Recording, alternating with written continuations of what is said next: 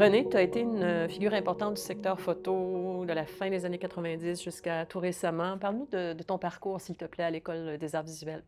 Bien, en fait, je suis arrivée en 98 à l'École des arts visuels, mais auparavant, ce que je peux dire, en étant courte dans mon propos, c'est que j'avais une expérience de photographe de 18 ans en institutionnel, en commercial, en relations publiques et communication.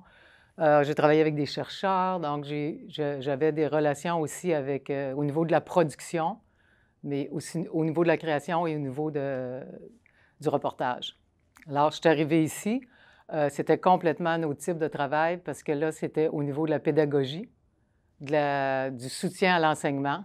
En fait, pédagogie dans le sens, pas que j'étais enseignante, mais je faisais du soutien à l'enseignement et je travaillais en collaboration avec des enseignants. Alors, je devais quand même avoir une connaissance au niveau technique, oui, de la photographie. C'était très intéressant que je puisse avoir tout ce bagage-là de 18 ans, mais en même temps, j'avais à faire l'apprentissage de la collaboration dans un milieu universitaire, cours, étudiants, administration, ce qui était mon rôle là, à cette époque-là, de comprendre le besoin de l'enseignant, du professeur et le besoin de l'étudiant versus ce qu'il avait discuté par rapport au projet qu'avaient réalisé les étudiants et des supporter techniquement là-dedans. Donc, tu as été une personne ressource et un témoin important de plusieurs phases de l'école, ce qui est privilégié pour nous. Peux-tu nous parler tout d'abord de l'état du secteur photo quand tu es arrivé en 98? Quel constat tu as fait? Bien, en fait, compte, je n'ai pas fait de constat sur le moment, parce que pour moi, j'arrivais, je crois que ça faisait peut-être 4-5 ans que l'école était ici, au centre-ville, et j'arrivais dans un milieu, dans ma tête, qui était universitaire, donc à la fine pointe des technologies, ce qui n'était pas tout à fait le cas. Par la suite, j'ai fait un constat, mais pas lorsque je suis arrivée. Je suis arrivée, c'était plutôt le constat justement de la relation du travail qui, pour moi, changeait énormément, que j'étais plus comme photographe, mais j'étais vraiment comme pour faire du support technique à des étudiants et en collaboration avec les profs. Mais le constat de l'état des lieux, c'est que la photographie argentique prenait toute la place, l'argentique noir et blanc ici. Il y avait un petit studio de prise de vue qui était équipé vraiment depuis plusieurs années, donc les équipements n'étaient pas à jour, mais quand même, de la lumière, c'est de la lumière. Les étudiants pouvaient quand même faire des éclairages. Mais les chambres noires n'étaient qu'en noir et blanc, tandis que moi, j'étais professionnelle et depuis au moins 4-5 ans, les professionnels déjà travaillaient avec le numérique. Donc, le constat pour moi, c'est d'être surprise qu'on ne soit pas au niveau du numérique à ce moment-là là, à l'université. Et au début des années 2000, la faculté, l'école développe une concentration multimédia. Donc, quel impact ça a eu sur le secteur photo, selon toi? En fait, je suis arrivée en 98, donc ça faisait 2 ans. Quand je suis arrivée, il y avait une professeure, chercheure, Ginette Bouchard. Il y avait un autre professeur en photo, Marie-André Cossette, mais principalement, c'est la professeure Ginette Bouchard qui travaillait déjà avec le numérique jet d'encre, mais c'était au niveau expérimental beaucoup que les artistes travaillaient avec cette technologie-là. Donc, on prenait des techniques qui étaient comme, on prenait du papier à gravure, et on allait dans les centres commerciaux quand on réussissait à en convaincre. Pas moi, je parle de Ginette ou d'autres artistes qui travaillaient dans ce sens-là, et on appelait ça à ce moment-là de l'estampe numérique. Ils utilisaient les imprimantes sur lesquelles on faisait des impressions de posters pour des publicités, par exemple. Donc, Ginette avait commencé dans ce sens-là. Mais on avait réussi, grâce justement aux recherches de Ginette et ce qu'elle voulait implanter dans les cours, avoir un petit numériseur et une petite imprimante. C'était très de base. Donc, en 2000, lorsque les nouveaux médias sont arrivés, donc lorsqu'il y a des nouveaux programmes, il y a des nouveaux budgets. Et j'étais contente quand même que ça fasse 2 ans que j'étais sur les lieux. J'ai pu cibler avec Ginette et Marie-André ce qui étaient vraiment les besoins selon ce qui était disponible à l'époque. Et on a vraiment poussé pour équiper au niveau de la prise de vue. Mais c'était un appareil, on s'entend, c'est pas un parc d'appareils parce qu'on n'était pas rendu là. Mais au moins, on avait un appareil qui était professionnel, réflexe, des imprimantes, plus grand format. Et là aussi a commencé toute la recherche sur la gestion de couleurs, ce qui était très important en numérique, en impression. Et ce qu'on s'est aperçu, c'est que finalement, ça n'existait pas non plus sur le marché. Tous les photographes pédalaient en même temps dans le sens qu'il fallait se former. En Californie, il y avait des formations, il y avait des logiciels qui sortaient pour arrimer la couleur de ce qu'on voyait à l'écran avec ce qui sortait des imprimantes. Mais au niveau des nouveaux médias, c'est vraiment ce qui a amélioré le secteur, c'est l'achat d'équipements. Les professeurs, dont Ginette a pu insérer ça dans ses cours, des projets aux étudiants, ainsi qu'équiper un studio qui était vraiment plus adéquat. Et il y avait aussi la vidéo, c'est pas mon domaine, mais on veut pas, vidéo et photographie, avec l'arrivée du numérique, sont devenus beaucoup plus rapprochés. Et aujourd'hui, l'image numérique et vidéo, on pourrait dire que ça fonctionne ensemble. On peut prendre la vidéo et sortir des images fixes. C'est l'image maintenant. On va parler de la photographie, de la vidéo, mais on parle beaucoup de l'image. Tu me disais aussi que selon toi, entre 2000 et 2012, c'est là que tout s'est passé. Oui, il y a eu, à l'école, il y a eu d'autres programmes qui ont amené différents budgets, mais tout s'est passé à l'école et aussi dans la photographie commerciale et professionnelle. En 2002, il a commencé à avoir des appareils photographiques intéressants qui pouvaient commencer à accoter ce qu'il y avait en argentique. Alors, je vous dirais que ça a peut-être été en 2010-12 où on a eu des appareils grand capteurs qui permettaient de faire du très grand format. Mais c'est le virage, je dirais, de l'argentique jusqu'au numérique. Tout ça s'est passé en 10 ans, ce qui est très rapide. C'est rapide aussi pour les professeurs, les étudiants. C'est très séduisant au début, la photographie numérique pour les étudiants, parce que ça n'existait pas. Les artistes, ils ont comme un don de vouloir aller un petit peu plus loin, ce qui n'existait pas encore dans le grand public. Le grand public avait encore le petit appareil jetable, ce qui était populaire à l'époque, ou les petits appareils 35 mm, argentique, couleur. Mais lui, les artistes, les étudiants voulaient vraiment aller au-delà de ça. Ça n'existait pas, donc ils cherchaient. Donc, nous autres, on était là pour appuyer et essayer de leur apporter des technologies et aussi de l'information. Le logiciel Photoshop était à ses tout débuts en 1995. Donc, plusieurs étudiants n'avaient pas entendu parler non plus de Photoshop dans leur cours au cégep. Donc, en même temps qu'on devait comme s'habituer à la photographie qui n'était plus sur pellicule, mais sur un capteur. En même temps, il fallait apprendre des nouveaux logiciels, donc de l'informatique. C'était beaucoup pour pouvoir retransmettre aux étudiants selon leurs besoins. Ce qu'ils aimaient beaucoup à l'époque, c'était le grand format, la possibilité d'imprimer en couleur et en grand format. C'est certain que la possibilité d'imprimer en petit format et en noir et blanc, on avait 20 agrandisseurs en 98, tous les cours de photographie n'étaient qu'en argentique. Tandis qu'en 2012, j'ai revisé la liste de 2012 et tous les cours de photographie étaient offerts en numérique. L'étudiant avait encore la possibilité de fournir des images en argentique, mais à la base, le cours était en numérique. En 10 ans, c'est vraiment beaucoup, là, dans toutes les formations et les équipements qu'on devait avoir, et les changements de cours, de programmes, les professeurs qui modifiaient les cours, etc.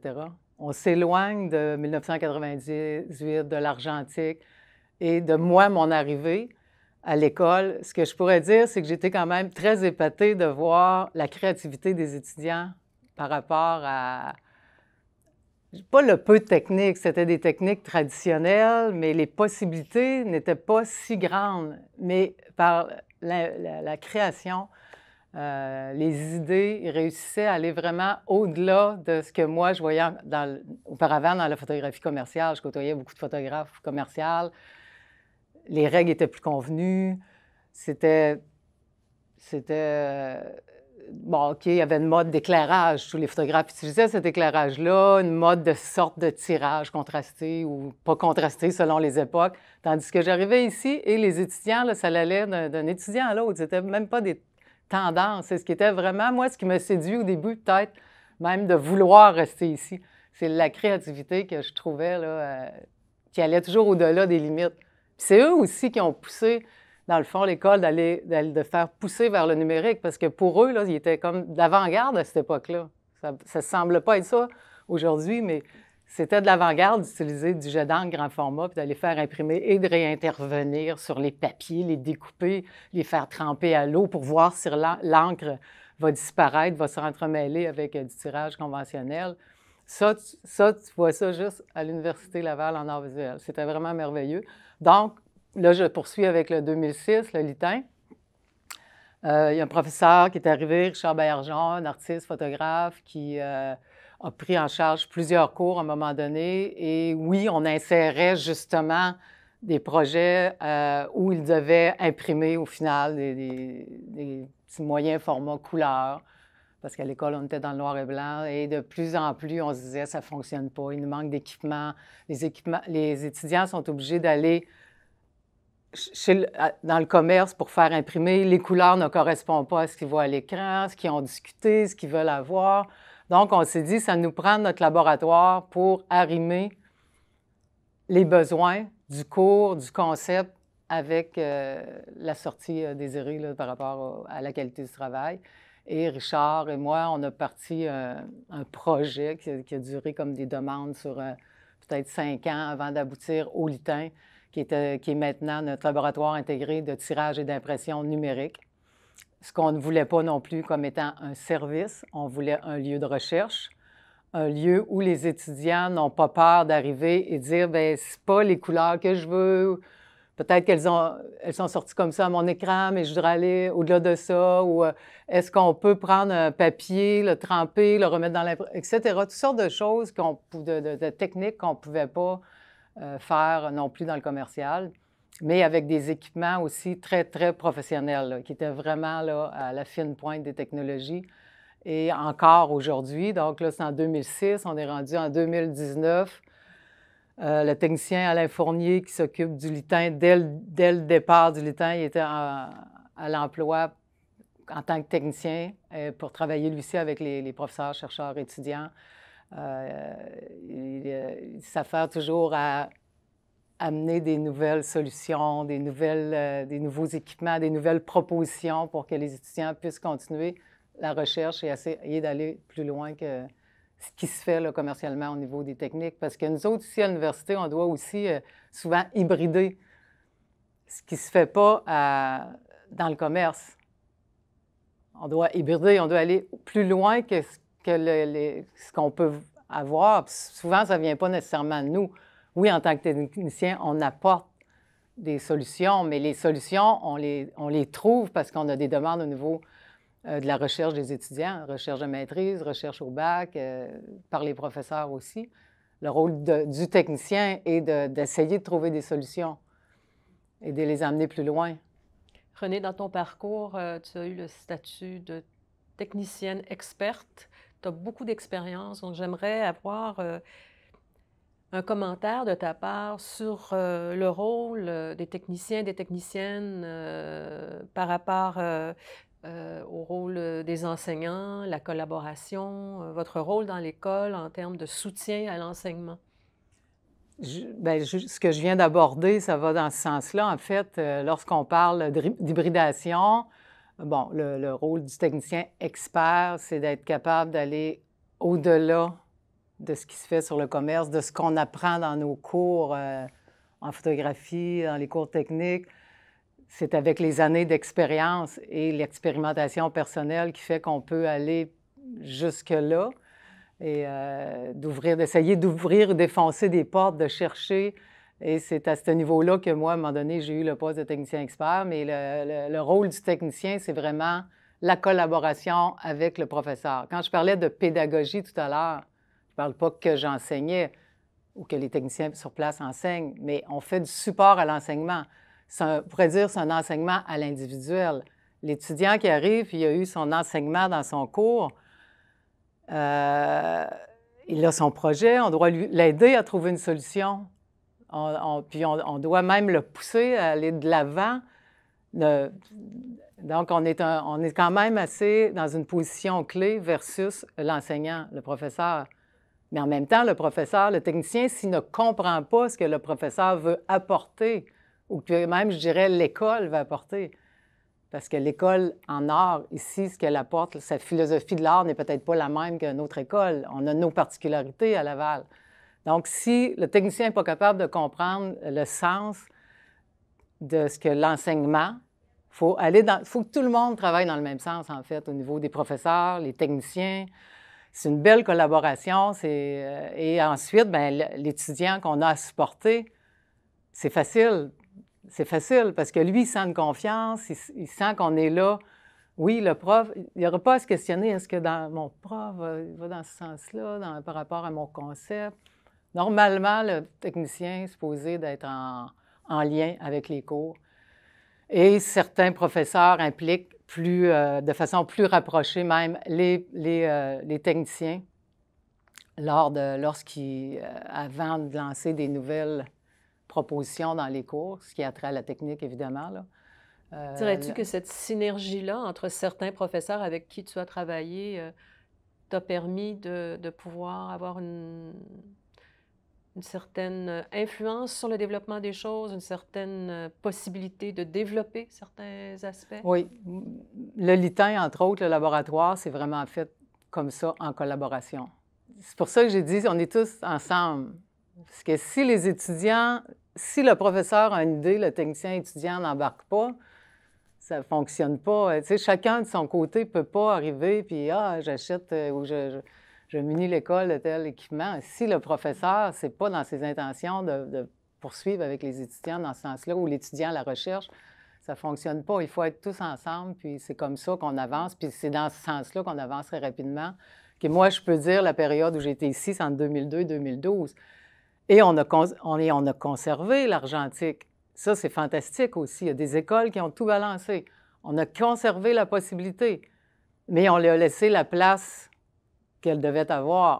Présentement, c'est beaucoup le numérique. Puis il y a des retours, il y a de l'hybridation, il y a de l'expérimentation.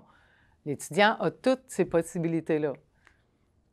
René, une question pas prévue. OK. Ce serait quoi, fantastique! Ce serait quoi, selon toi, René, les perspectives d'avenir dans le secteur photo à l'École d'art? Les perspectives d'avenir, présentement, je vous dirais qu'en art, là, on n'en a pas parlé, mais en photographie, art et le bac en design, qui était en communication graphique avant, le nom a changé, le contenu du programme. Je vous dirais que je pense qu'on est l'atelier, parce qu'on va parler des ateliers comme l'atelier de menuiserie au bois. Bien, on aime aussi dire en photographie, c'est un atelier, même si c'est des laboratoires, mais c'est tout l'ensemble, c'est l'atelier de photographie. On travaille beaucoup aussi avec les gens en design. Et les gens en design, on va avoir des équipements et des objectifs communs parce que ça se développe aussi en même temps. Je dirais que présentement, il y a beaucoup de l'édition, le livre d'artiste, le livre photo.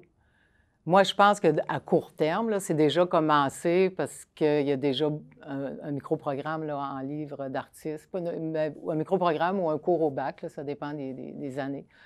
Et ça, pour la photographie, c'est vraiment une très belle façon de diffuser plusieurs images. Je dirais que là, présentement, mais à l'avenir, à très long terme, je pense que la question, il faudrait que je pense un petit peu plus. Merci, René.